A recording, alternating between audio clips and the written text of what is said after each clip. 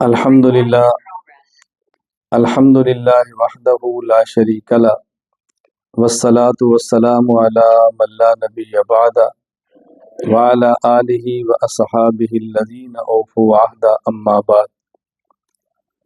تخصص فی العقائد الاسلامیہ کا سبق چل رہا تھا اور سبق ہے ہمارا اصول تاریخ پر۔ اس سے قبل میں آپ کی خدمت میں 2 سبق عرض کر چکا ہوں۔ گزشتہ کل سے ہمارا سبق چل رہا تھا کہ صحابہ کرام رضی اللہ عنہ مجمعین، اہل بیت رضی اللہ عنہ مجمعین کے متعلق تاریخ کا مطالعہ کرنے کے لیے کچھ اصول ذہن میں رہنے چاہیے۔ گزشتہ سبق میں اس عنوان پر میں نے 4 اصول آپ کی خدمت میں پیش کیے تھے۔ آج ہم انشاءاللہ مزید 3 اصول آپ کی خدمت میں پیش کرتے ہیں۔ اصل نمبر 5، کل روایت تاریخیت تناقض السیرت المعروفہ والصفت الثابتہ لصحابی او احد من اہل البیت فإنها لا تقبل ولا يعتمد علیہا۔ ہر وہ تاریخی روایت جو کسی صحابی یا اہل بیت کے کسی فرد کی معروف سیرت اور ثابت شدہ صفت کے خلاف ہو، وہ قابل قبول نہیں ہوگی اور اس پر اعتماد بھی نہیں کیا جا سکتا۔ یہ اصل قانون ضابطہ ذہن میں رکھیں۔ اب اس پر میں آپ کی خدمت میں ایک مثال پیش کرتا ہوں۔ علامہ شمس الدین ابو عبداللہ محمد بن احمد بن عثمان ذہبی رحمہ اللہ، وفات 748 ہجری، سیر اعلام النبلاء کے تحت ایک روایت وہ ذکر کرتے ہیں۔ اس روایت کے لفظ کیا ہیں؟ ان عمر رفس فاطمہ حتی اسقطت محسنہ۔ حضرت عمر رضی اللہ تعالی عنہ نے حضرت فاطمہ رضی اللہ تعالی عنہ کو مکہ مارا، جس کی وجہ سے حضرت فاطمہ رضی اللہ تعالی عنہ کا حمل ساقط ہو گیا اور وہ جو بچہ پیٹ میں تھا، کہتے ہیں محسن اس کا نام تھا، یہ فوت ہوا۔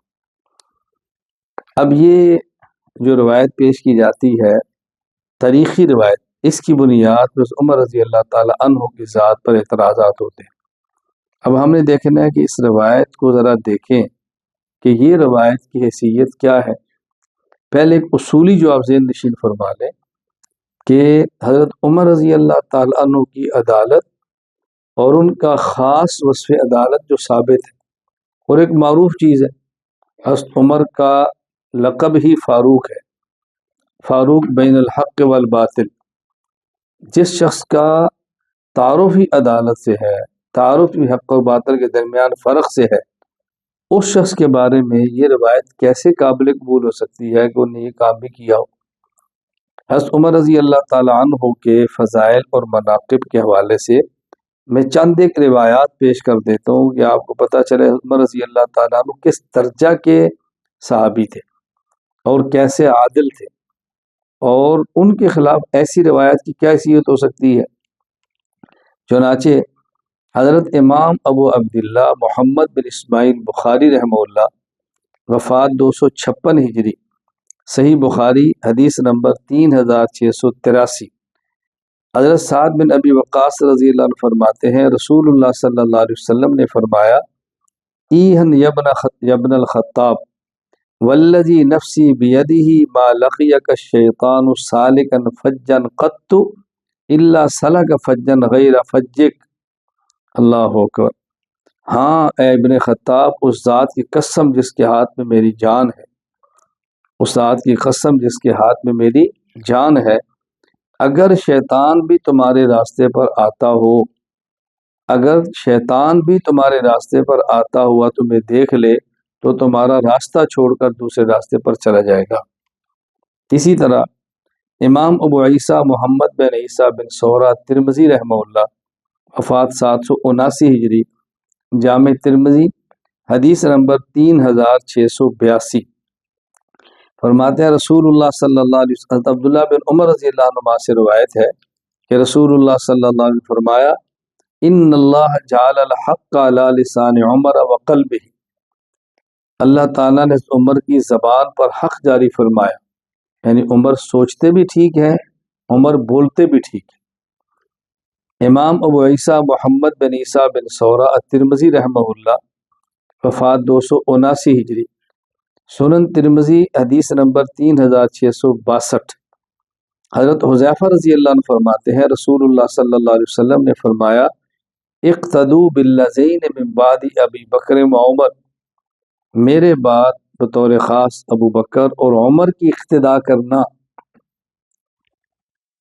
امام ابو عبداللہ احمد بن حنبل رحمہ اللہ، وفات 241 ہجری، مسند احمد حدیث نمبر 833۔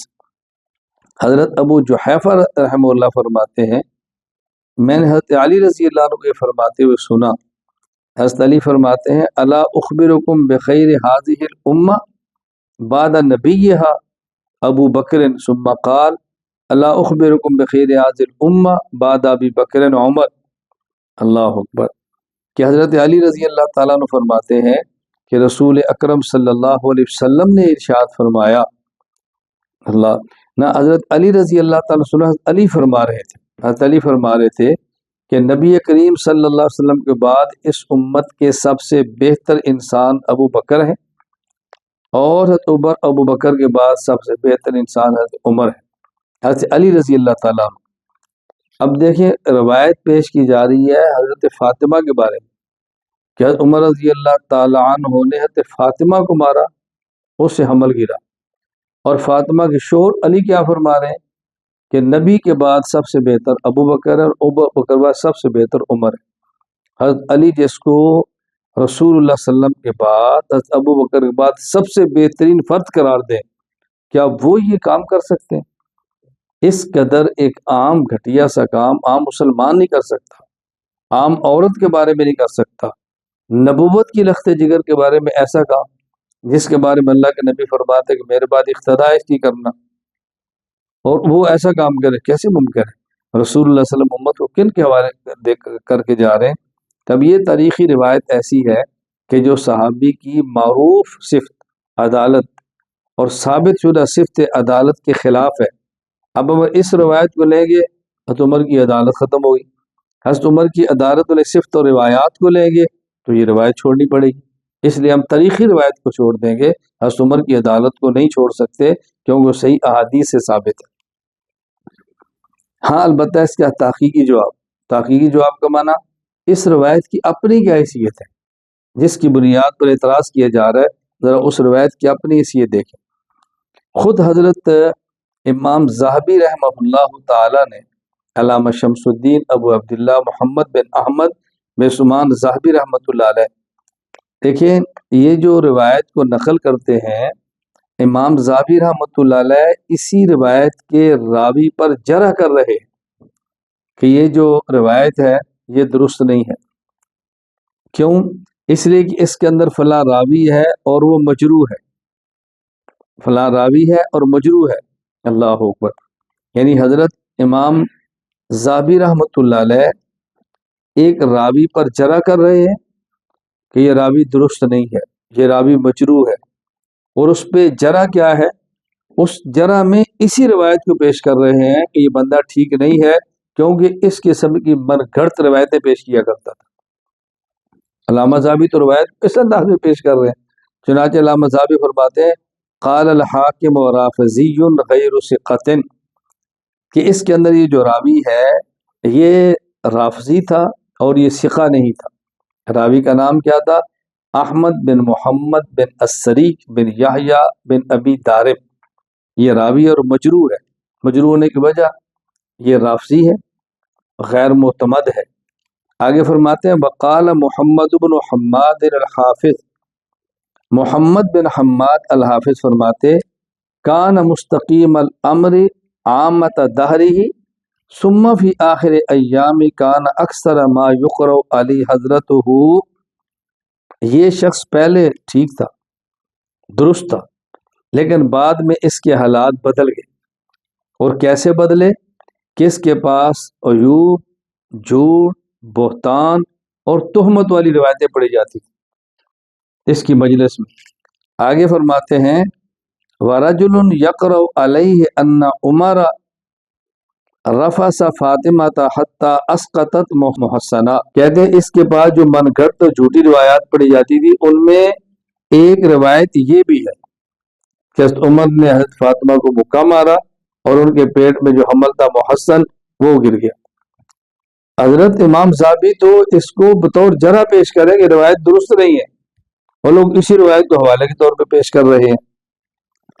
وفی خبر آخر، کہتے ہیں اسی طرح دوسری ان کے بارے میں روایت ہے، وہ کیا ہے؟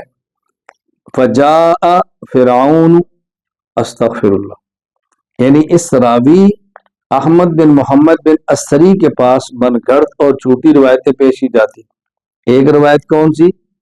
حضرت عمر نے مکہ مارا فاطمہ کو اور ان کا حمل گرا، اور دوسری روایت کون سی؟ اندازہ کریں، قرآن کہتا ہے وجاء فرعون، یہ جو قرآن کی جاء فرعون، فرعون آیا، کہتا ہے اس سے مراد ہے عمر۔ ومن قبلہ، اور ان سے پہلے، کہتے ہیں اس سے مراد ہے ابو بکر۔ والمؤتفقات، اور بد کردار، الیاذ باللہ، کہتے ہیں اس سے مراد عائشہ اور حفصہ۔ تو حضرت امام زابی تو یہ روایتوں کو پیش کر رہے ہیں کہ اس میں یہ روایت بھی غلط ہے، یہ بھی غلط ہے، یہ بھی غلط ہے۔ تو پھر یہ محمد بن حماد کہتے ہیں فوافقتہ وترکت حدیثہ، محمد بن حماد کہتے ہیں کہ یہ امام حاکم نے جو بات کی ہے میں نے اسے اتفاق کیا، اور میں نے اس راوی احمد بن محمد سے روایتوں کو لینا چھوڑ دیا، اور میں نے کہا شیخ ضال معصر، کہ یہ شخص بوڑھا ہے، گمراہ ہے، اور یہ پھسلا ہوا ہے۔ خلاصہ کیا ہے اس اصل کا؟ کہ وہ روایت جو صحابی کی ثابت شدہ عدالت اور معروف وصف کے خلاف ہو، اس روایت کو قبول نہیں کرے۔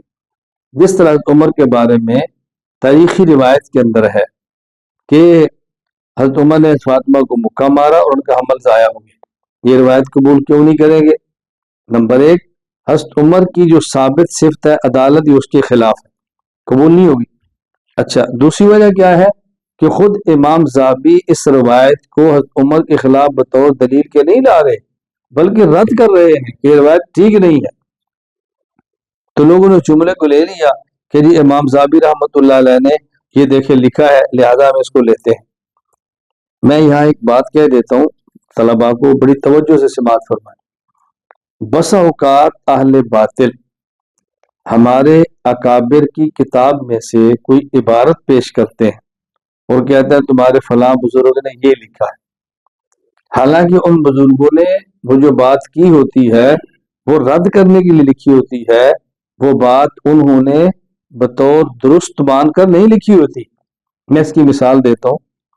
ایک بار ہمارا مناظرہ تھا 3 طلاق پر، غیر مقلدین سے تھا، میں اس مناظرے کا صدر مناظر تھا۔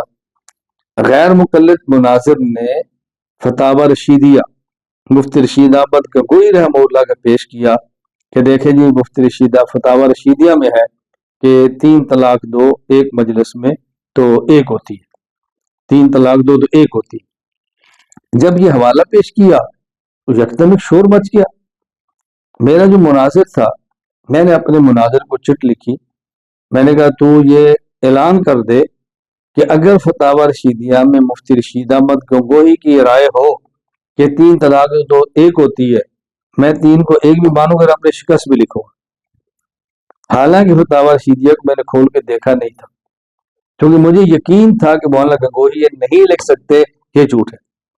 میں نے غیر مقلد مناظر سے کہا ہمیں کتاب دو، کتاب نہ دے۔ میں نے کہا بھی کتاب تو تم نے حوالہ دیا ہے، یہ کتاب ہمارے پاس تو نہیں ہے، کتاب تمہارے پاس ہے، کتاب دو نا تاکہ ہم دیکھیں، یہ سالس بیٹھے ان کو بھی دکھائیں۔ اس نے کتاب دی، حوالہ دیا، میں نے فوراً اس کو کھول کے دیکھا۔ اب اس کی حقیقت کیا تھی؟ ایک بندے نے ایک غیر مقلد عالم کو خط لکھا اور سوال پوچھا کہ 3 طلاق دیں اکٹھی تو کتنی ہوتی ہیں؟ اس نے جواب دیا جی 1۔ اب اس نے یہ اپنا سوال اور غیر مقلد عالم کا جواب یہ مفتی رشید احمد گنگوئی کو لکھا۔ حضرت رحمت اللہ لکھ دیا کہ جواب غلط ہے، 3 طلاق دو تو 3 ہوتی ہے۔ اب جب فتاوی رشیدیہ میں چھپا تو پہلے اس بندے کا سوال، پھر غیر مقلد کا جواب، پھر نیچے مولانا گنگوئی کی تردید۔ تو اس نے وہ سوال لکھا اور جواب نقل کیا، جو گنگوئی نے اس کی تردید کی تھی وہ نہیں نقل کی، تو کہتے دیکھو فتاوی رشیدیہ میں لکھی آتی ہے طلاق دو کٹی تو ایک ہوتی ہے، کس قدر دھوکہ ہے۔ اچھا اسی طرح ایک بات ذہن نشین فرما لیں، دوسرا باطل کا دھوکہ کیا ہے؟ میرے ساتھ کئی بار ایسے ہوتا ہے کہ میں ایک عبارت نقل کرتا ہوں اور پھر اس کا جواب دیتا ہوں۔ لوگ کیا کرتے ہیں، وہ جو میں نے نقل کیا ہوتا ہے نا سوال، اس کو کلپ چلاتے ہیں کہ دیکھیں جی دیوبندیوں کے ترجمان ہیں، حنفیوں کے ترجمان ہیں، مولانا الیاس گنبد ہے، کتنی گندی بات کہہ دی ہے۔ پھر جب لوگ مجھے کلپ بھیجتے ہیں تو میں کہتا ہوں کہ آپ نے پورا کلپ سنیں، کہتے ہیں جی نہیں۔ اچھا پھر مجھے کہتے ہیں جی آپ بھیج دیں، میں نے کہا میری ذمہ داری میں بھیج دوں، آپ ہنا ویڈیو دیکھ لیں، یہ کلپ بھی ہے، پورا کلپ سنیں۔ ہوتا کیا ہے، مثال کے طور پہ اسی بات کو لے لیں، اب میں نے ایک اصول بیان کیا ہے کہ کوئی روایت جو صحابی کی معروف صفت کے خلاف ہو اس روایت کو نہیں قبول کیا جائے گا۔ تو اس کی مثال کیا ہے؟ اب میں نے مثال اس میں یہ پیش کر دی کہ حضرت عمر کے بارے میں ہے، ان عمر رفض فاطمہ حتی اسقطت محسنہ، حضرت عمر رضی اللہ تعالی عنہ نے حضرت فاطمہ پیغمبر کے لخت جگر کو مکہ مارا جس سے ان کا حمل گر گیا۔ اب اس کے بعد میں جواب دینے لگا، لوگ کیا کہیں گے، پورا جواب ختم کر کے میری یہ بات نقل کر دیں گے، لو جی مولانا الیاس گنبد نے بتایا ہے کہ حضرت عمر نے حضرت فاطمہ کو مکہ مارا تھا جس حمل گرا تھا۔ تو میں نے تو یہ سوال نقل کیا، اس کے بعد تو میں نے جواب دینا ہے۔ یہ ایک طوفان مچتا ہے، قبر کا ڈر نہیں، آخرت کا نہیں ہے، لوگ ایسی باتیں کرتے ہیں۔ یہ میں نے اس لیے صرف وضاحت درمیان میں کی ہے، ایسے ہوتا ہے۔ اس لیے آپ کے سامنے اپنے اکابر کی کوئی کتاب آئے یا اپنے بڑوں کا کوئی بیان آئے اور دشمن چلائے تو اس کو فوراً قبول نہ کیا کرے، اس کی ذرا تحقیق کر لیا کرے، مکمل اس کو دیکھ لیا کرے۔ اصل نمبر 6، چھٹا اصول، اگر اصول کس بات پر ہے؟ صحابہ کرام اہل بیت رضی اللہ عنہم کے متعلق اگر تاریخ کی کتاب کا مطالعہ کرنا ہو تو آپ نے چند اصول سامنے رکھنے ہیں۔ ان میں چھٹا اصول یہ ہے، کل روایت تاریخیت ترد فی حق صحابۃ الکرام و اہل البیت الاطہار رضی اللہ عنہم وتکون مصادمۃ للعقل السلیم فإنها مردودۃ ولا یعتمد علیہا۔ ہر وہ تاریخی روایت جو صحابہ کرام اور اہل بیت رضی اللہ عنہم کے بارے میں جو آئے اور وہ روایت صحیح عقل کے خلاف ہو، وہ روایت رد کی جائے گی اور اس روایت پر اعتماد نہیں کیا جائے گا، اس روایت پر اعتماد نہیں کیا جائے گا۔ یہ اصول ہے۔ اب آپ اس کی ایک مثال سمجھیں۔ مثال کیا ہے؟ ایک روایت پیش کی جاتی ہے کہ مؤرخ حسین بن محمد بن حسن الدیار بکری رحمہ اللہ وفات 966 ہجری تاریخ الخمیس میں لکھتے ہیں، وَأَمَرَ غِلْمَانَهُ فَضَرَبُوهُ حَتَّى وَقَعَ لِجَنبِهِ وَأُغْمِيَ عَلَيْهِ وَزَعَمُوا أَنَّهُ قَامَ بِنَفْسِهِ فَبَطِيَ بَطْنَهُ وَمَذَاكِيرَهُ حَتَّى أَصَابَهُ الْفَتْقُ وَأُغْمِيَ عَلَيْهِ 4 صلوات فقضاها بعد الإفاقة، کہ حضرت عثمان رضی اللہ تعالی عنہ نے اپنے خدام اور غلاموں سے بات کہی کہ عمار کو مارو۔ ان حضرت عمار بن یاسر رضی اللہ تعالیٰ عنہ کو اتنا مارا کہ وہ پہلو کے بل گر پہ، ان پر بیہوشی طاری ہو گئی، حتیٰ کہ ان کے جو پوشیدہ اعضاء ہیں ان کے اوپر چوٹیں ماری اور ان کی 4 نمازیں اس سے فوت ہو گئی۔ یہ اعتراض کیا جاتا ہے کہ دیکھیں عثمان غنی رضی اللہ تعالیٰ کتنے بڑے ظالم تھے کہ عمار بن یاسر رضی اللہ تعالیٰ عنہ ایک قربانی دینے والے صحابی، اور ان کے اوپر ظلم کیا اور ان کو مارا گیا۔ اب جواب ذہن نشین فرما لیں، پہلے ایک اصولی جواب ذہن نشین فرما لیں کہ یہ جو واقعہ ہے یہ عقل سلیم کے خلاف ہے، اس کو عقل تسلیم ہی نہیں کرتی کہ ایسا ہو سکتا ہے۔ کیوں تسلیم نہیں کرتی؟ حضرت عمار رضی اللہ تعالیٰ عنہ سن 37 ہجری میں جنگ صفین میں شہید ہوئے۔ حضرت عثمان غنی رضی اللہ تعالیٰ عنہ سن 35 ہجری میں شہید ہوئے۔ گویا حضرت عثمان غنی رضی اللہ تعالیٰ عنہ کے 2 سال بعد شہید ہوئے۔ اگر ہم یہ واقعہ مان لیں کہ حضرت عثمان غنی رضی اللہ تعالیٰ عنہ کی زندگی کے آخری دور کا ہے، تو پھر بھی یہ مانیں گے کہ اس واقعے کے بعد حضرت عمار کم از کم 2 سال تک زندہ رہے۔ حضرت عثمان غنی شہید ہو رہے ہیں 35 ہجری کو، حضرت عمار شہید ہو رہے ہیں 37 ہجری کو۔ یہ جو واقعہ نقل کیا جا رہا ہے، یہ واقعہ اگر ہو بھی تو اس کا معنی ہے اس واقعہ کے بعد حضرت عمار 2 سال تک زندہ رہے ہیں۔ سوال یہ ہے کہ کسی بندے کو اتنا مارا جائے کہ اس کی انتڑی کی حالت خراب ہو جائے، انتڑیاں اس کی نکلیں، تو کیا اسباب کے درجے میں عقلاً ایسا ہوتا ہے کہ اس کے بعد وہ 2 سال تک زندہ رہے؟ جو مال یہ بتا رہے ہیں یہ تو عقل کے خلاف ہے، یہ میری رائے نہیں ہے۔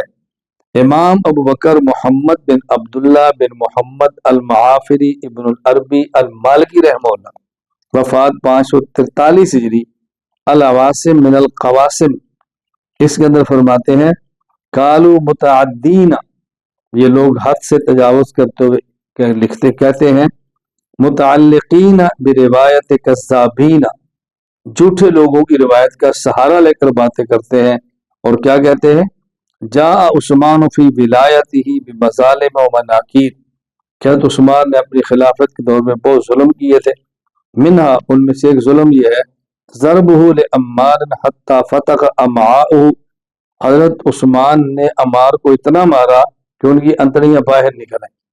ھذا کلہ باطل سندا و متنا، یہ سند اور متن کے اعتبار سے باطل ہے۔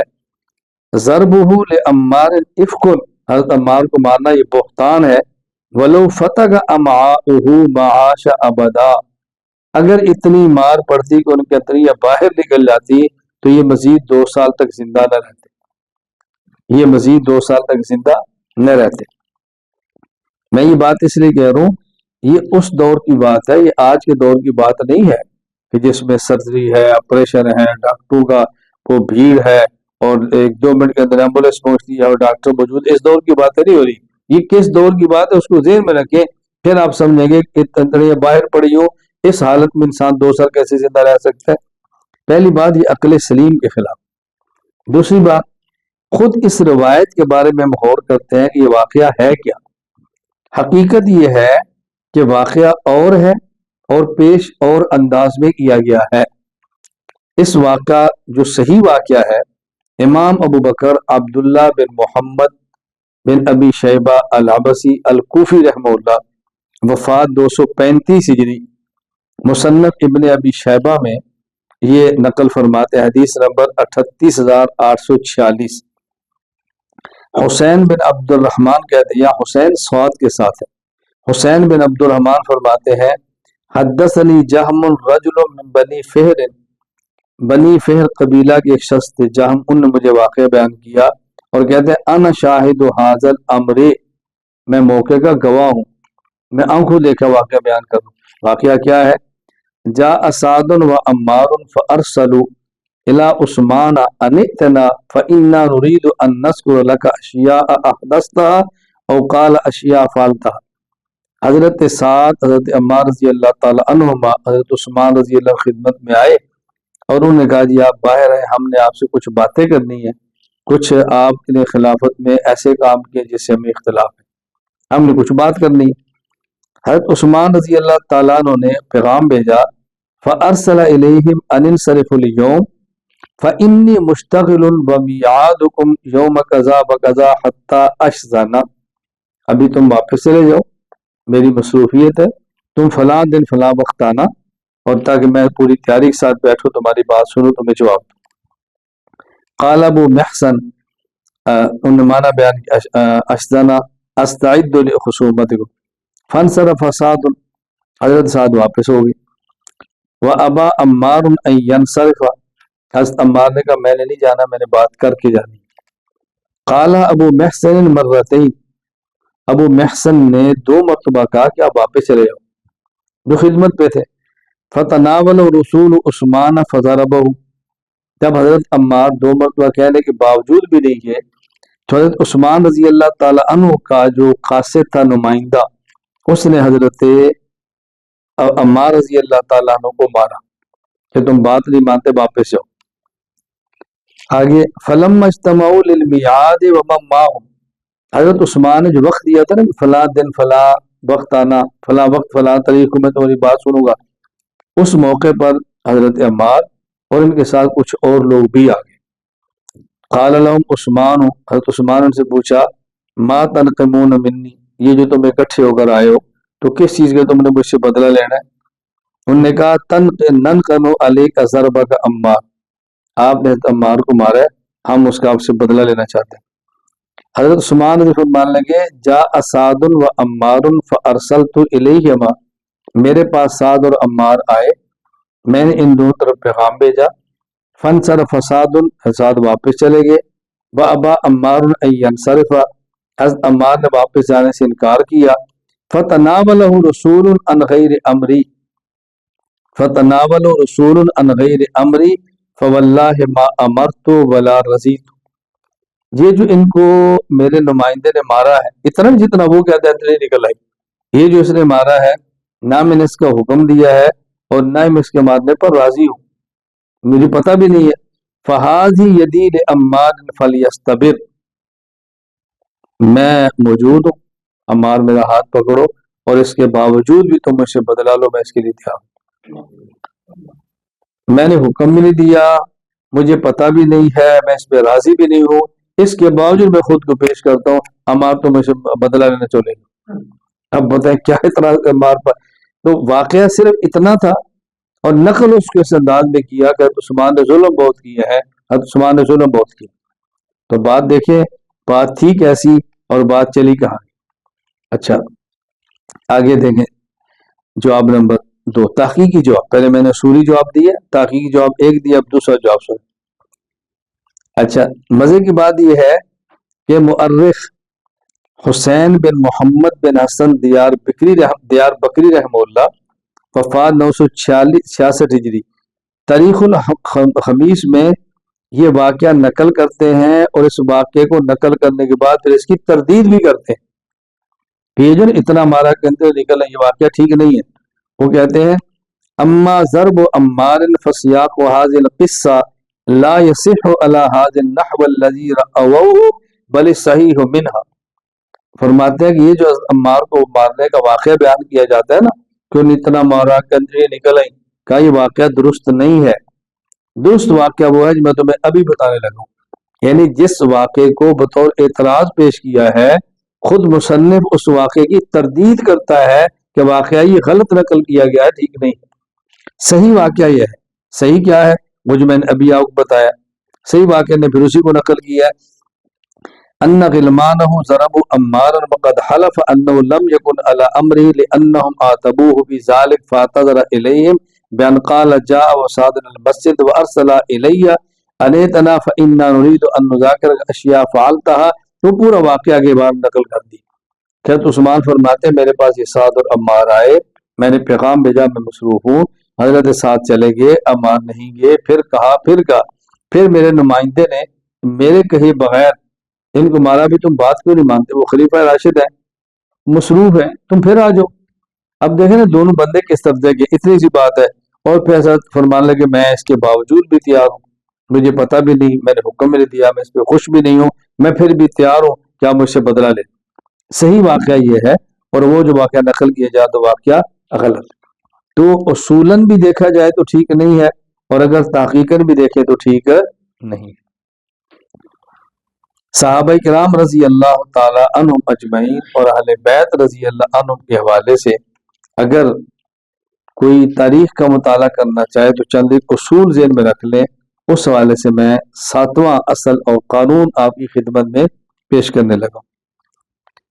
یراء فی شان صحابۃ الکرام و اہل البیت العظام رضی اللہ تعالی عنہم اجمعین اصول فن الجرح والتعدیل المتفق علیہ ومن اصل هذا الفن، صحابہ کرام اور اہل بیت رضی اللہ عنہم اجمعین کے بارے میں فن جرح و تعدیل کے متفق اصولوں کا لحاظ رکھنا ضروری ہے۔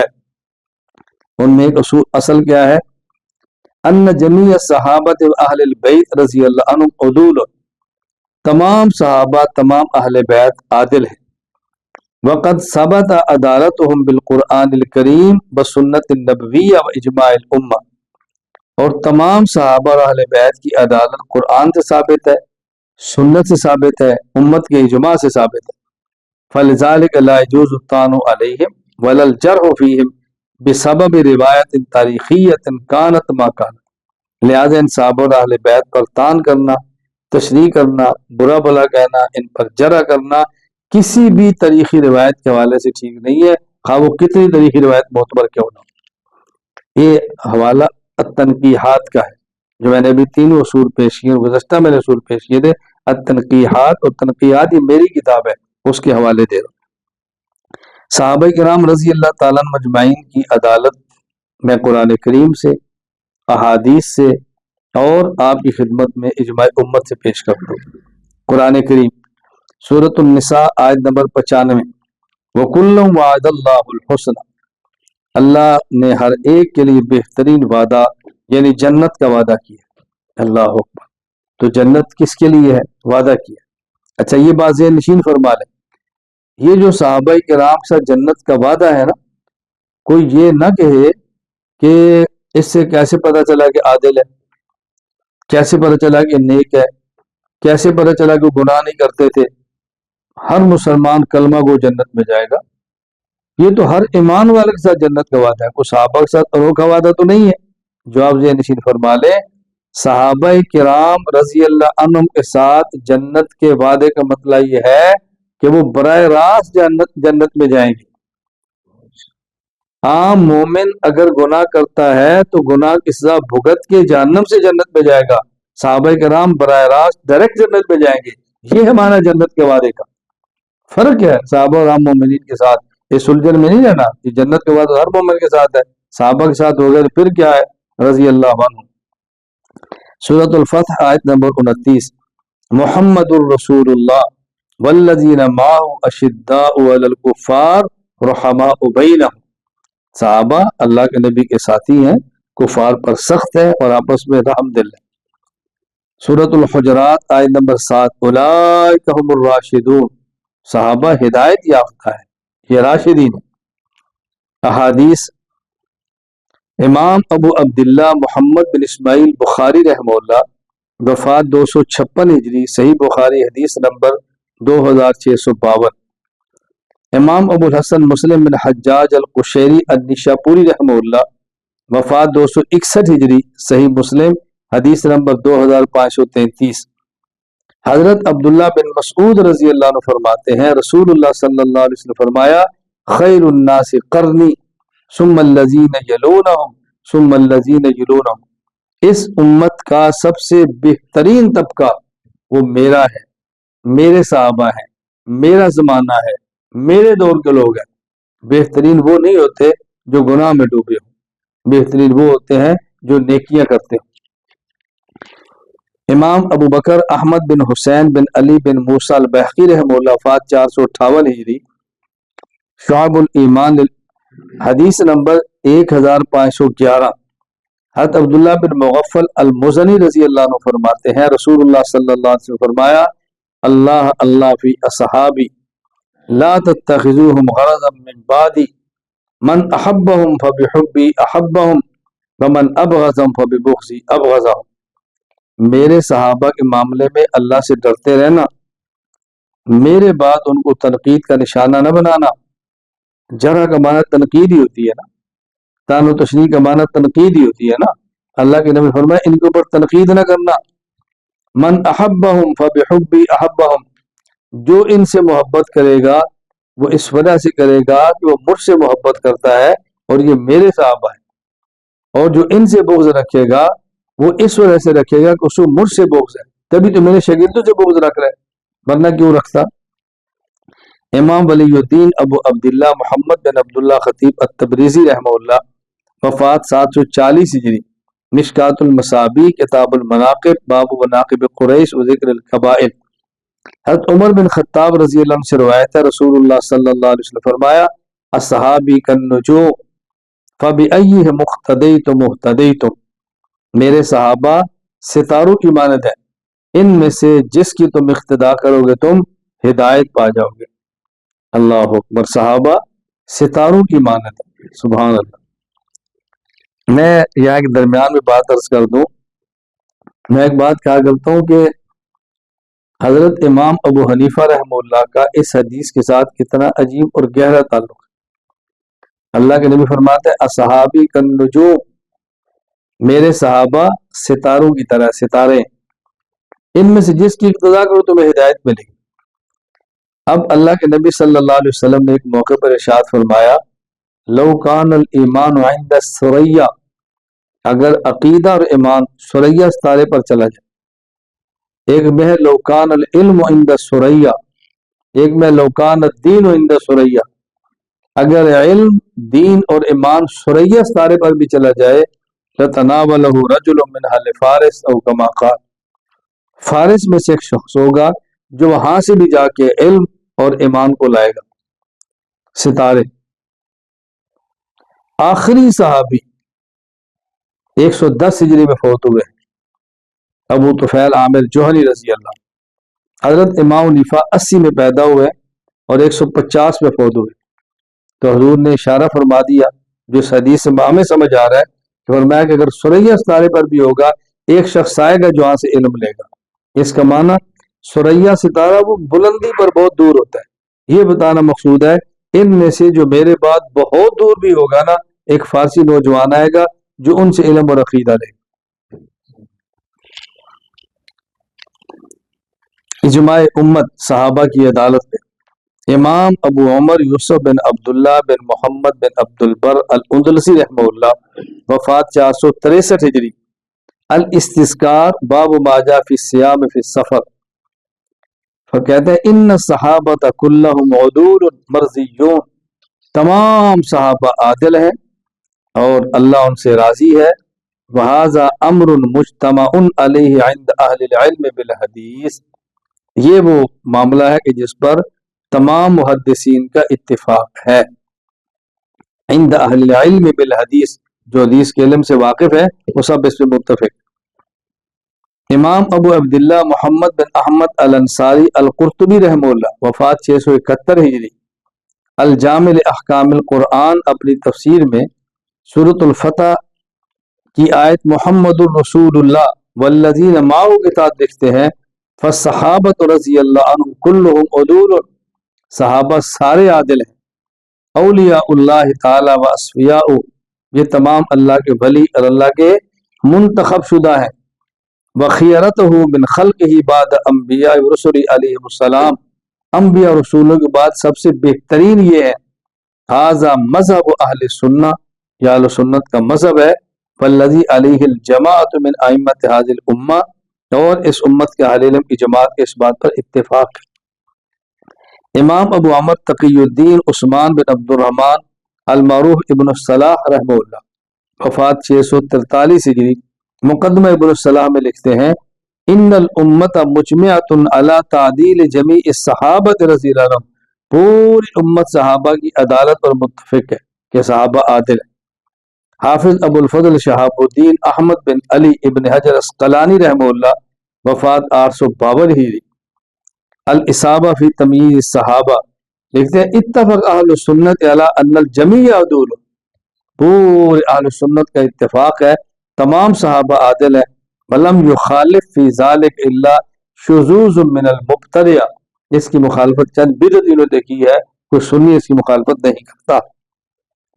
قاضی ثناء اللہ پانی پتی رحمہ اللہ، وفات 225 ہجری، التفسیر المظہری لا یصلاح الا الاشقى، اس کے تحت لکھتے ہیں وقد انعقد الاجماع علی ان الصحابۃ کلہم عدول، اس بات پر امت کا اجماع ہے کہ صحابہ رضی اللہ تعالیٰ عنہم اجمعین تمام کے تمام عادل ہیں۔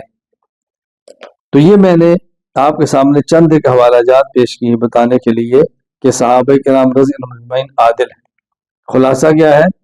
اگر کوئی روایت ایسی آئے جو صحابہ کی عدالت کو مجروح کر رہی ہو، وہ روایت قابل قبول نہیں ہے۔ کیوں؟